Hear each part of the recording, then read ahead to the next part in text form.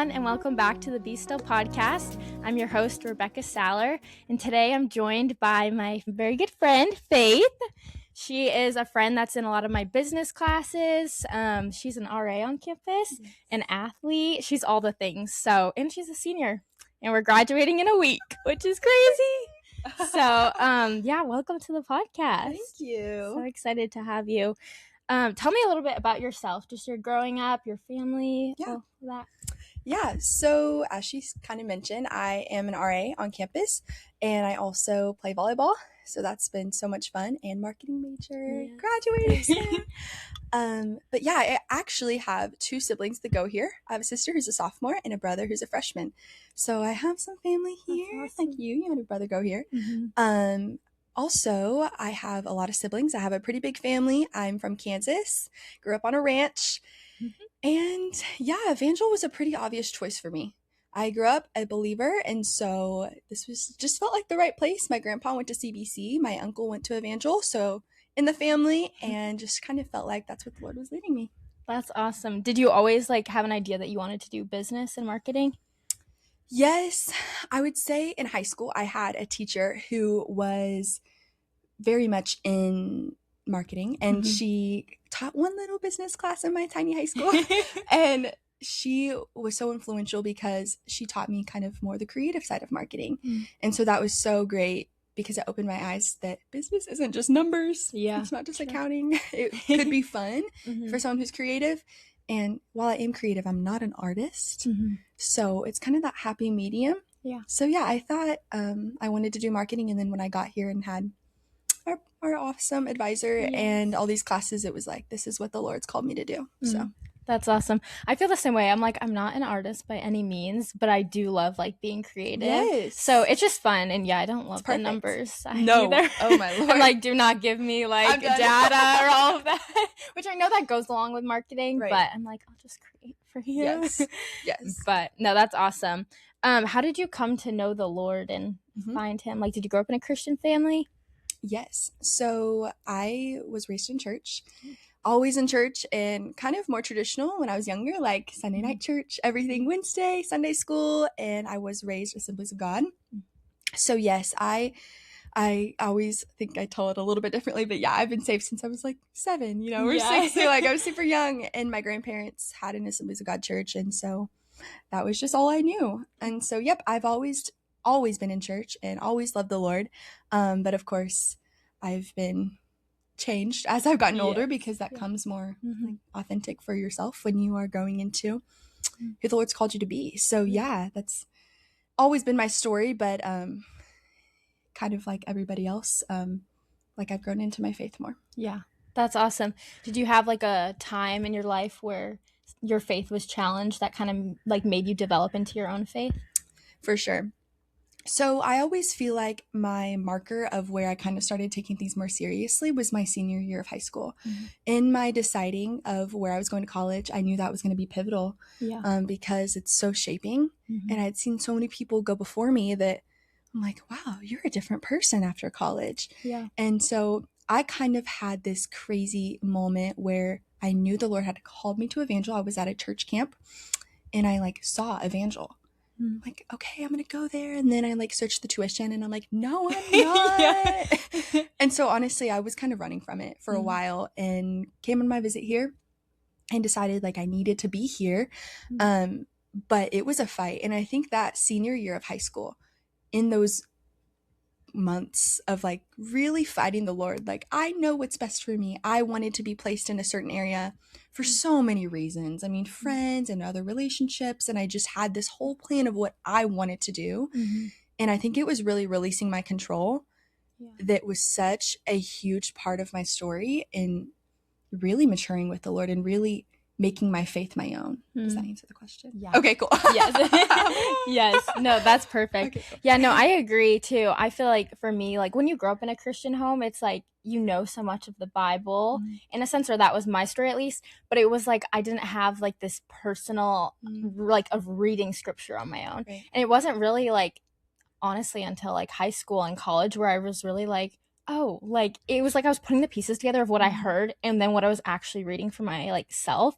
And like that sounds like it's almost embarrassing to say because I'm like, you know, I just feel like just as you grow and mature, you're like, oh wait, this needs to be like not just my knowledge, but like a personal relationship. Yes, it's more than just what you hear. It's actually in you deeper in all the decisions they make. So, yeah, for sure. No, that's awesome.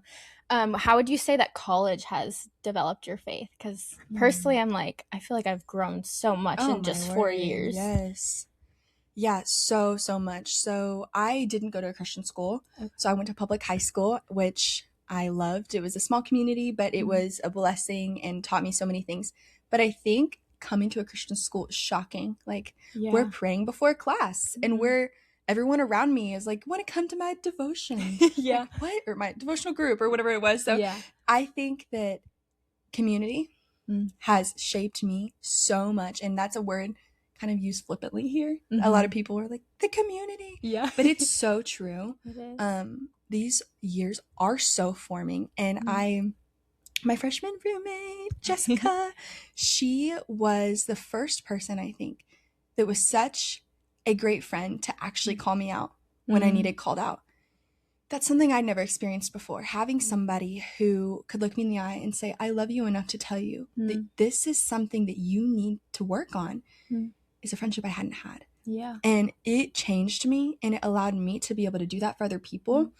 And so community was a huge thing. And I think the Lord just brings us through so many different seasons that I can look back on every season and every semester and kind of come with a different takeaway. And or I don't know, like you can remember like, oh, that's how that felt to be in that season because this was going on and then this hit me and then, you know what I mean? All of those different things. And the Lord was so with me and taught me so many things and allowed me to go through things that I didn't want to go through. Yeah. But I needed to go through. And I needed to pass those tests. And I needed to be challenged in those ways because I don't want to go through it again. But I'm so glad I did.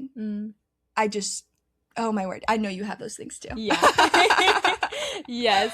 No, it's so hard in the moment and you're like, oh, I just want to get out of this. But then you look back and you're like, not that I would do it again, but you're like so grateful for it because it really does like develop you. And I feel like that's where like spiritual maturity really happens too. And it's like, I'm thankful that I'm experiencing some of this at a young age so that I can be even more spiritually mature as I grow because not that some people don't have that, but some people go through things later in life and maybe the developing takes a little bit longer. So I'm just thankful that like the Lord is so gracious to let us walk through those things because like, I don't know, it just really makes you dependent on him. Yes, it does. And this is something that this last summer I kind of leaned into a lot, but it was this revelation of it's his kindness that lets us walk through those things. And that has been a forming statement for me for so long because why, Lord, why are you letting me do this? I've always followed you. Why am I going through a situation or so many situations and over again?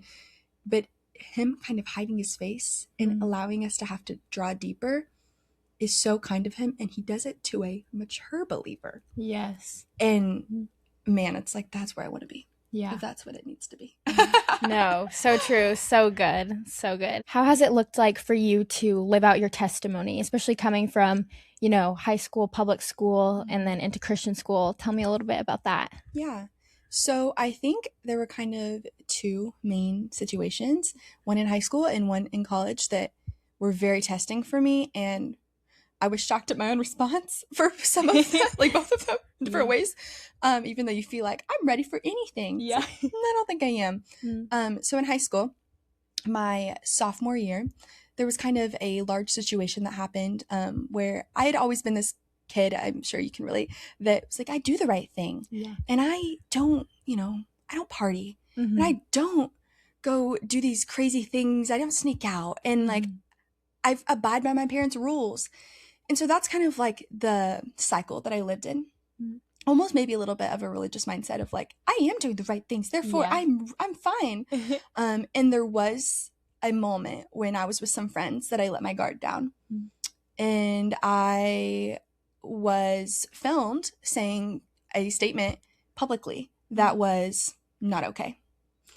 And I had never done anything like that. It was social pressure. It was something that I had kind of gotten myself into this friend group that I knew I shouldn't have been in. And I still, those girls love them to this day. Just that was a really, really, we were young and we were all wanting to be fun and funny, and it was not funny. And so I ended up kind of being publicly shamed for it. I actually ended up moving schools. Wow.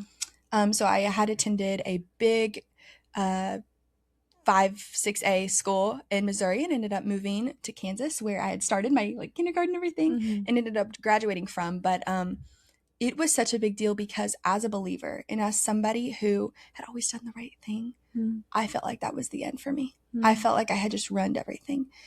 And I had these moments with the Lord where I was like, why? Why would you allow that to happen? Why did I let my guard down? How did this even happen? Because it's not like I had a series of bad months that led up to that. It was just a random one day bad 3 seconds that was filmed. And that's the day and age we live in. And so anyway, it really took me a long time to get to the terms of, as a believer, we are held to a different standard. You can do all of the right things, and if you do one wrong thing, people are waiting to catch you in it. I can never let my guard down like that again. I can never have even one moment that I think it's okay to act like everybody else, because I'm not like everybody else. And that's the point. Living above reproach. And that mindset of living above reproach is something that has followed me since then. Not that we don't make mistakes, because we do. But oh my word, any mistake I make, Lord, please help me for it not to be public. And please help it not to be something that's recorded or something like that. And it felt so unfair because the same thing that I had said, the statement I had made, is something that I had heard people say. And I remember telling my mom, like, people say this all the time. Why are they humiliating me with it? Like, this is on repeat on a video cycle. Everyone posted on their stories. I had like 800 like messages through Snapchat of people telling me they hated me. I had people saying they were going to come to my house. They were going to burn down my house. I mean, serious. It was serious. I actually was at school one day, and a group of people came, and they surrounded me, and they were basically trying to like attack me. It was like, it was terrible. And I had never been that person. I was eating lunch alone in the bathroom. And so just something that you don't see yourself getting into as a person who's so social. And I know the Lord allowed me to walk through that. And that was a lesson I had to learn, that, Faith, you don't get to do the things everyone else gets to do. You call yourself a believer. You act like a believer. And yes, you can make mistakes. And yes, there's been forgiveness from that. And I don't even hear about it anymore. But I take it seriously because it changed me. So, so that was a big lesson. And then kind of my sophomore, junior year, graduating 3 years, so it's kind of weird. Last year, there was also a moment where I knew I was getting called to go on a long-term mission trip. So I spent all of last summer in Belgium and Spain. So that was really awesome. But I was not wanting to do it. So I'm like, I am so mature. Everything's good now. I'm at this place where I'm fine. And then there's this one day where I'm in chapel, and I just felt the Lord like, you're going to go do this. Like, no. I just recovered from everything else. No. And I was like so obstinate, Rebecca. I was like, I'm not doing this. And once again, that control, releasing it. And what I would call this too was I was being called into something that I wasn't ready to do. I felt like I had to have this is going to sound so crazy, to go to the table and talk to the people who were going on this trip. I thought I had to look a certain way. I mean, this was a day where I was like, just rolled out of bed, messy bun, sweatpants. This is not the day to get called to do this. And the Lord's like, I tell you when it's the time. Like, you're ready now. No, I'm not. Yes, you are. Fresh out of a breakup. Yes, you are.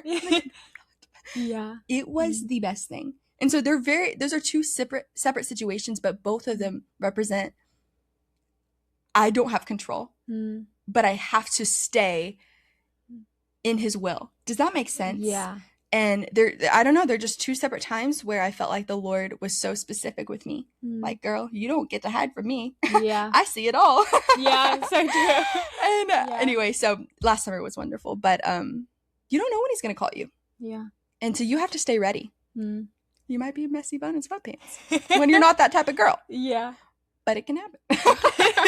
No, I love that. That's so good. And those stories too are so different in the sense of like you said, in God's will, but the first one you kind of were stuck in a situation where you didn't have a choice. And the second one you did kind of have a choice. Right, exactly. Where it's like, you know, we do have free will, but when you know that the Lord's calling you to something, it's like, am I going to disobey him or am I going to obey him? You know, and that gets to a point where it's difficult. Honestly, even with this podcast, like, you know, the Lord had put it on my heart for years, but last semester was like, there was confirmation and it got to the point where I was like, I'm afraid. Like, there's a lot of opinions. There's a lot of vulnerability of like what people are going to think. But it's like, I knew in my heart that if I didn't do it, I was disobeying. Sure. And it comes to that point where it's like, God, do I care more about what you think of me than other people? Right. You know? And so that's really cool with those different situations.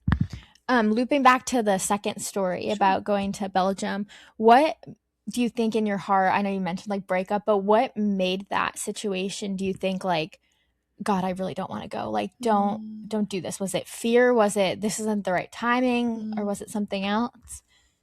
So, a little bit of all. Yeah.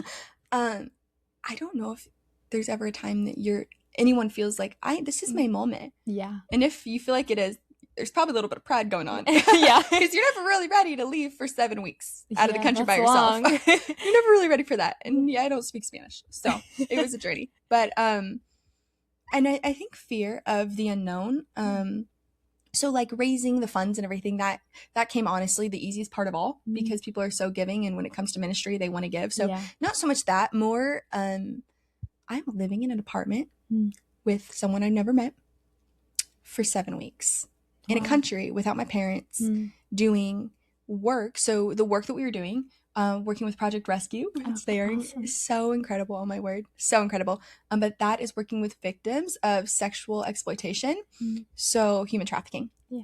And so some of the work we were doing, I mean, it was dangerous. We had, we were supposed to have a fake name that wasn't our real name. I several times going into these apartment situations where prostitution was legal, we're like not supposed to speak because they could recognize our voice.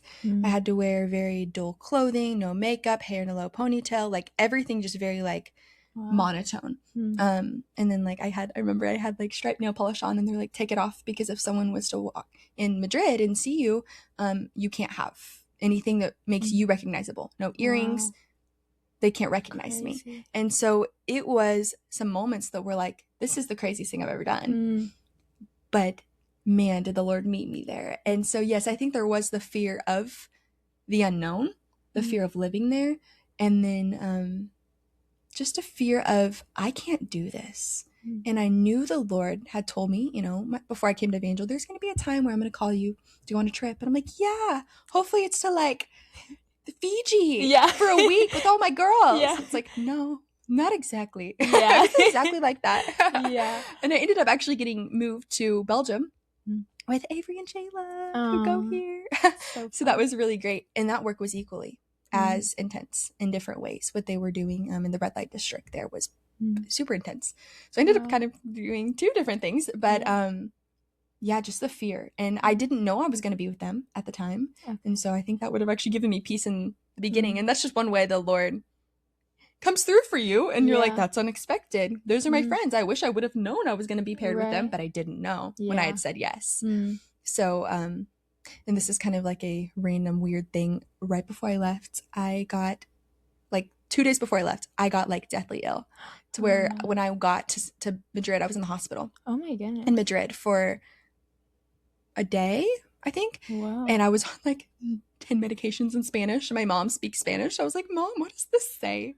What? I couldn't understand them. Spanish. I know she does. Yes. And so anyway, it was a time. And so continuously I felt like my fears are valid. Like I'm here and I'm still scared. Like it didn't just go away. Like it actually kind of remained the entire trip. And it was me realizing the world is not as scary as I think it is. Like I've always traveled with my family. It's people, everybody is a brother and sister in Christ. There's not one person I'm meeting that the Lord didn't die for. Like I have to remember that every single day. And so everything I'm doing, like the world isn't some different place when you travel across the ocean. Mm-hmm. And I had to keep that in the forefront of my mind. It Yeah. was the most trying and the hardest experience of my life. Mm. It was the most memorable, and the Mhm. Lord gave me the most in that time. That's awesome. How did you said you were like afraid, or like you worked kind of through that fear. Yeah. What did you do throughout that time? Because like I know for me, like I just hate feeling like afraid, and like anxiety has I been like know. a testimony of my life of just having to work through that. Yeah. But it's not fun. It's No. really not fun. And so No. how did you like practically walk through that each day? Sure. So before I had decided to go on the trip, I had no summer classes or anything like that. Well, because of marketing, we needed an internship. Yeah. And so I actually realized that since it was about a 7-week trip, it would count as an internship. I just had to tie it in with marketing somehow. Okay. So I was an intern for Project Rescue, but there was a book that I had to choose. There were like 5 options of a book for an internship. Well, I ended up choosing The Purpose-Driven Life. Oh, yeah. And so it's like, I guess I'll just read this when I get there. It's whatever. So I found myself in so many situations where I'm like, I have hours and hours, and getting on my phone is not filling me. I mean, the last thing you want to do is scroll on TikTok or Instagram after being isolated in an apartment in a city you don't know. You just want to cling on for dear life. Yeah. And so I found myself literally praying the most I've ever prayed. Everything was a prayer. I'm making my instant Spanish oatmeal. I'm praying because I genuinely, God is my best friend. Yeah. And there's no one's here except for God. So true. He's all I have. Yeah. It was one of those moments where, like, I kind of feel like I'm in the wilderness with the Israelites. Like, it's kind of like, oh. Yeah. In a really different way. But, and so it was amazing, Rebecca, because from start to finish of the trip, the Purpose-Driven Life had the exact amount of, it's a daily reading outline. And because when I got there, I was sick in the hospital, and then at the end, there were some travel days. It ended up being the perfect amount of days for my days working. I mean, come on. Yeah. That is so God. And so every single day, it's walking you through kind of like your thought process of life, and like, why even do anything? Why even live? Like, it was my daily portion, and it was perfect. And I spent 3 hours every day minimum in that book, rereading my own notes, rereading that book, because I had my Bible, that, and just like a journal. And oh my gosh, I've just never been so like opened up to a book. Like, a book has never spoken to me so much. And I just knew, I mean, Lord, you have literally given me a guide for this trip.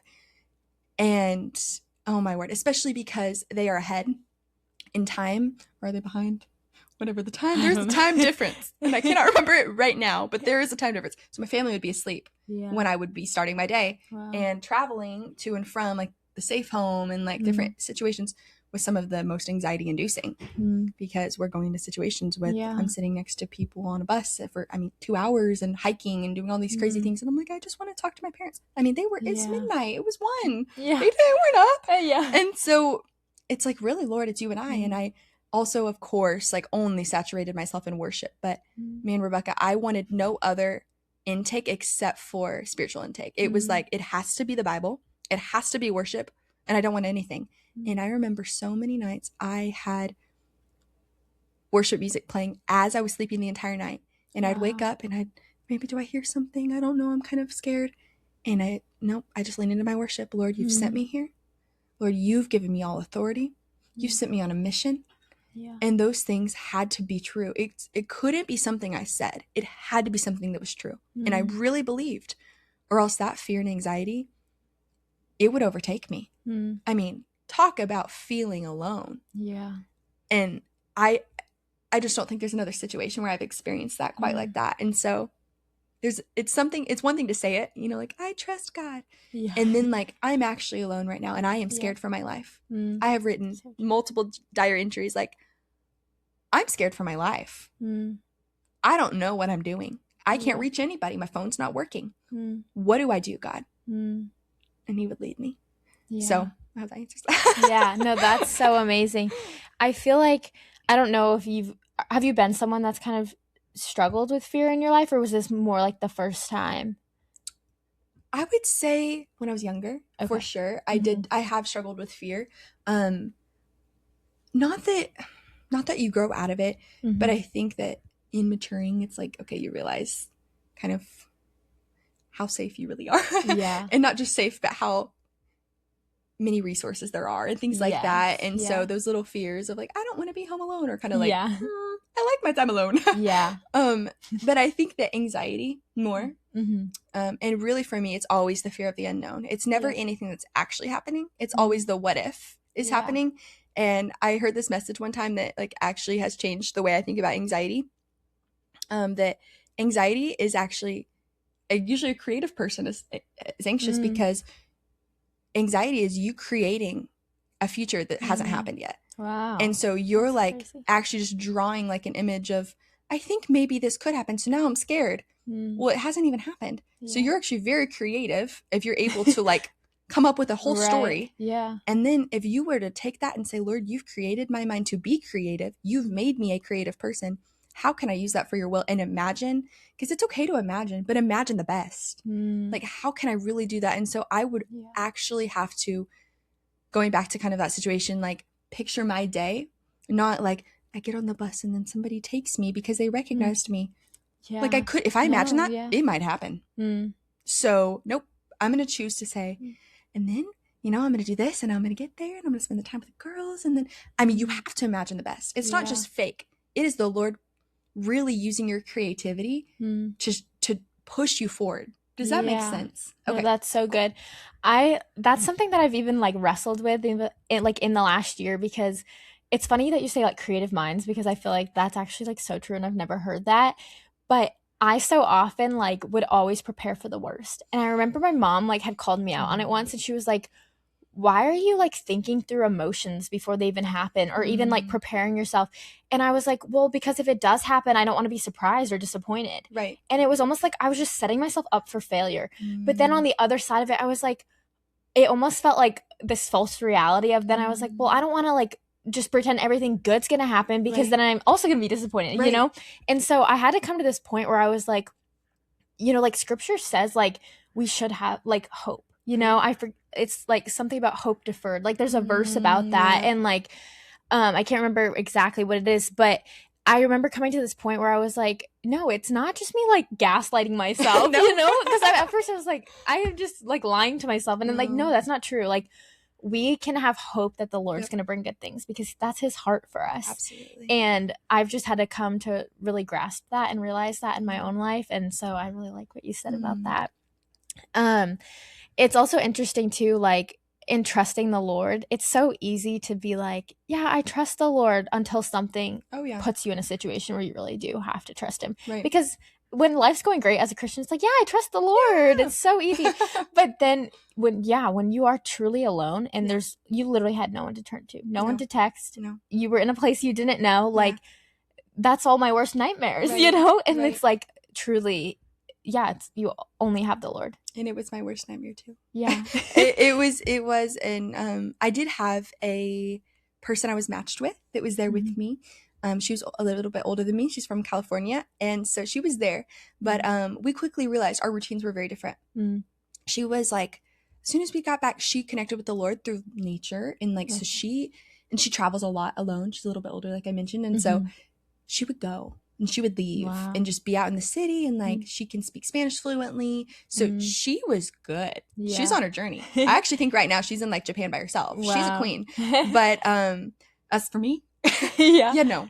And so her idea of like danger and things like that were just very different ideas than I had. I'll just say that. Yeah. So. Yeah, no, that's so crazy. How would you say that, you know, that time of being so in the unknown has prepared you for maybe the season you're about to walk into? You know, so much unknown. Yeah. Wow.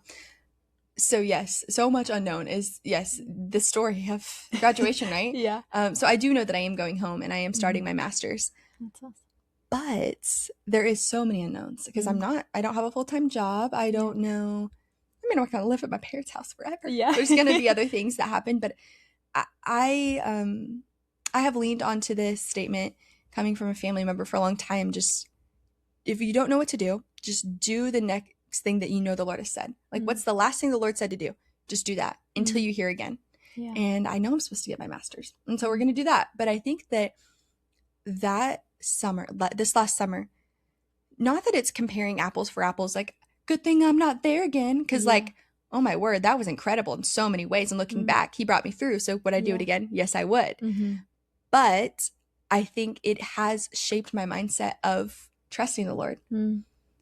Truly, our life is not our own. Like, oh my gosh, like, created from dust we were, and we'll return to that again. Like, we are, seriously, our life is a little dot in time.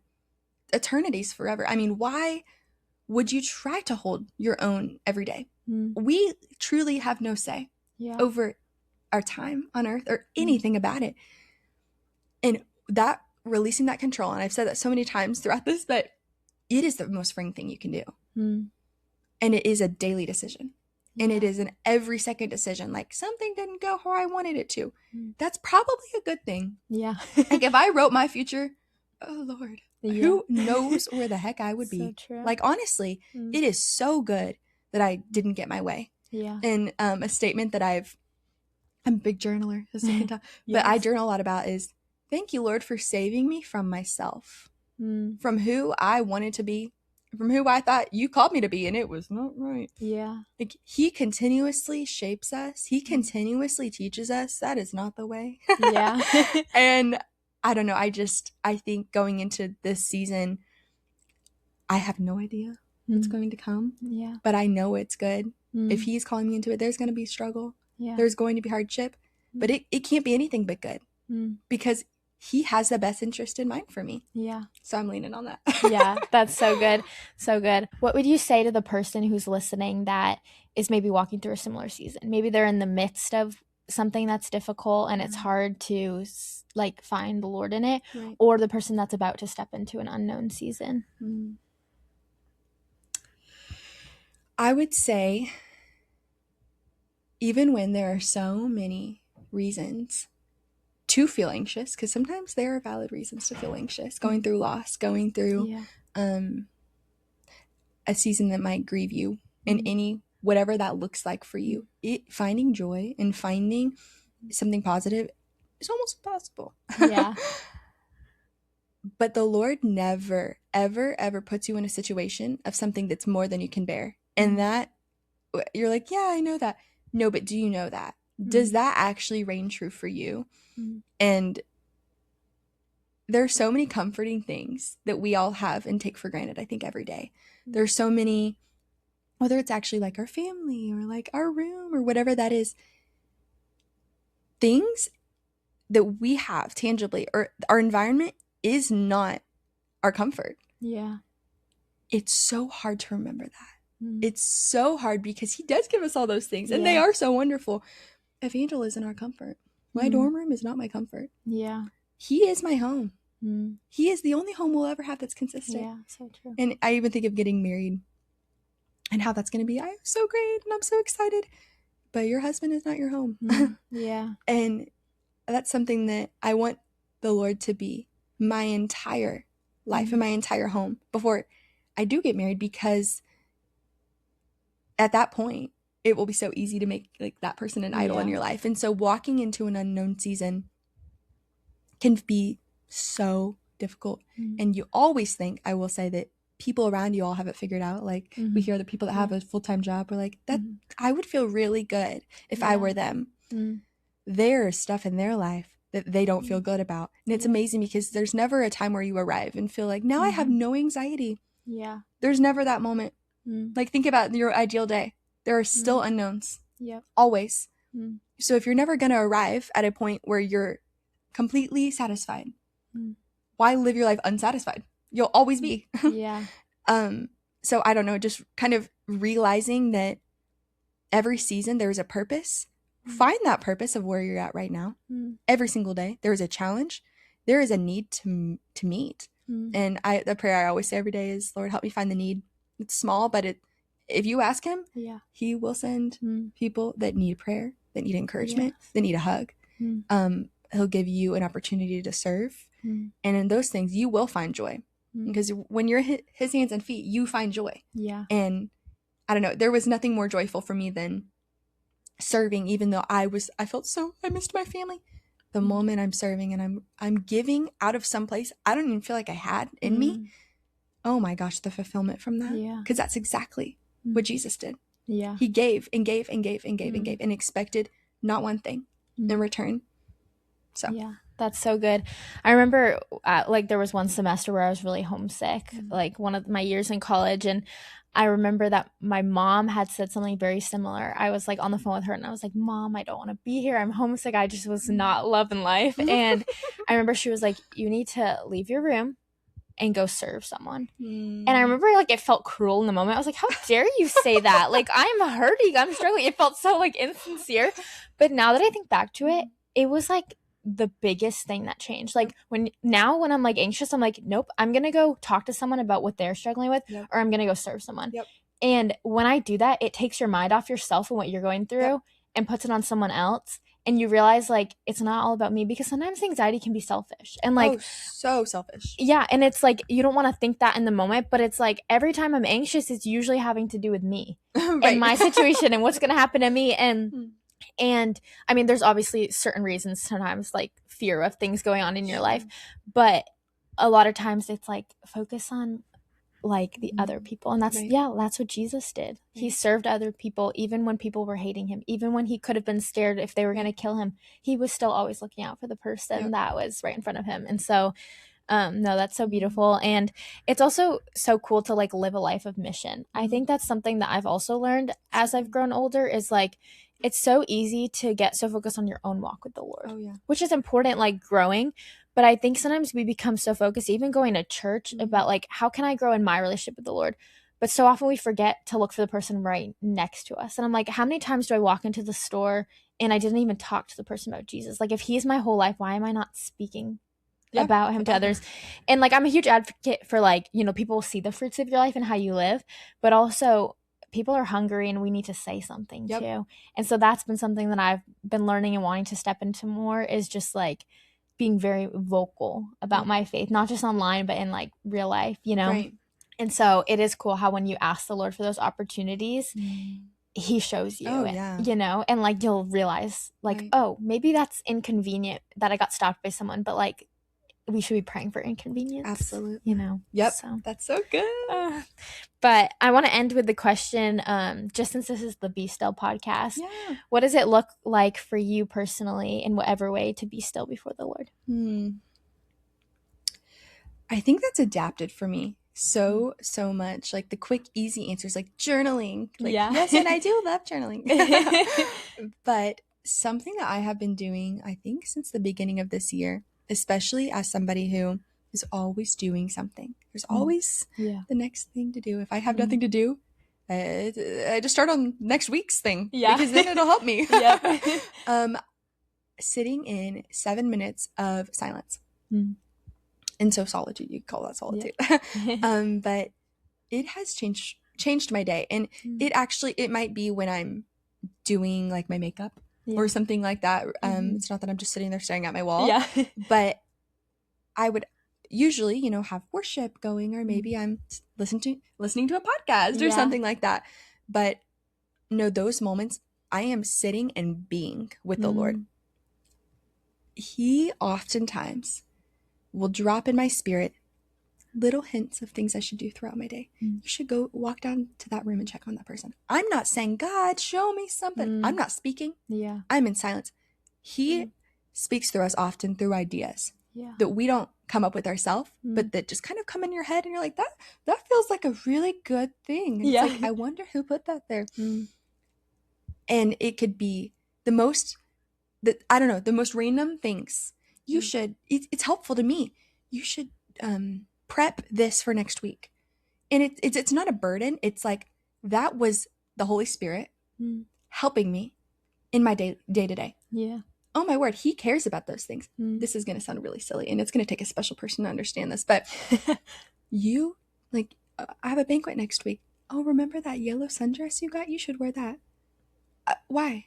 It's so ridiculous. It's so tiny. Yeah, he cares. And those moments of solitude remind me too that I don't have to be, I don't have to perform. I just existing and abiding in him is enough. And that's all I'm meant to do. And I don't know, this level of performance is something that we often think, if I don't read 3 chapters a day, and journal Yeah. 4 pages a day, then I didn't spend time with the Lord. Wow, that is important. Spending your time with the Lord, whatever that looks like for you. It's also important to just listen to him Yeah. and just say, Lord, I'm sitting right here. I'm just going to do my makeup. Mm. And I'm just going to relish in the fact that you're good Mm. and that I woke up. Yeah. And then I'm drinking my coffee. And then I do have a full day of Yeah. 10 things I want to do and 12 things I don't. Yeah. But it doesn't. You've given it all to me. Mm. And you've trusted me Mm. with so much. Yeah. And so, I don't know, those 7 minutes or whatever, 8 minutes, whatever you do, it is transformative. So. That's so good. Well, thank you so much just for sharing your story and all your wisdom and what you've walked through. It's really powerful to see what the Lord taught you in the midst of just so much hardship and loneliness, but also how he's going to continue to use that and how he prepares our lives for what's next, but we don't even know what's next because we walked through certain things. So thank you so much, everyone, for listening, and we will see you next week.